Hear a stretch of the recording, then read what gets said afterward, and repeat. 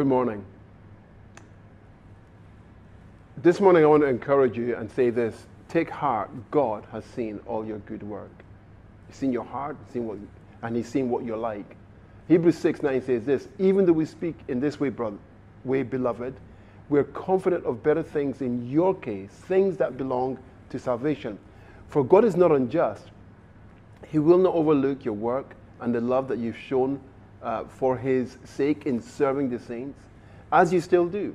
And we want each of you to show the same diligence so as to realize the full assurance of hope to the very end, so that you may not become sluggish, but imitators of those who through faith and patience inherit the promise.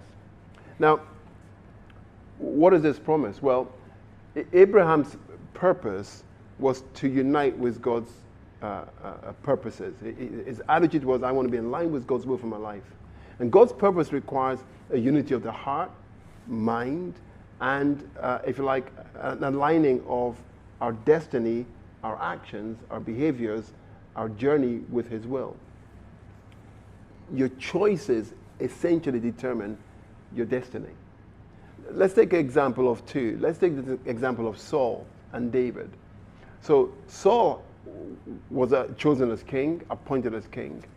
The choices he made, having been appointed as king, meant he ended up being rejected by God. You know, your choices determine your destiny. Okay? So the things that you choose. David, on the other hand, when we look at his life and we see what he chose to do and how he behaved, we see that David's choices were to be obedient towards God. The choices he made, whilst at times were upsetting to God, nevertheless meant God accepted him. Why? Well, he was accepted because of his heart. David's heart was truly turned towards God. He really loved God. He really wanted God. And I think there's a secret in here that is outlined in Hebrews, that the things that accompany salvation are revealed in our actions. For David, his actions, though at times were disappointing, nevertheless, his heart on the whole was heading towards the New Jerusalem. Saul was only ever mindful about how he looked in front of the people. He was a political leader, really. The people chose him, and so he did things which he thought were pleasing or would please the people, regardless of what God thought.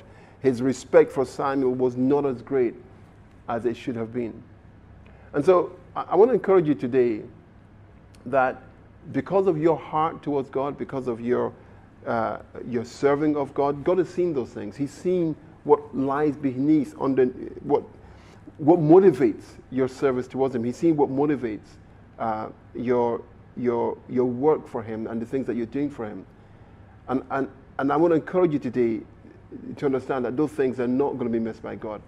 The one thing you've got to be clear about, if you're going to make decisions and choices about your life, make sure that you've brought God into the plans. Make sure in your own heart that your own heart is so transparently open before Him that the choices you're making, He's welcome to speak into. He's welcome to touch upon them. He's welcome to change them.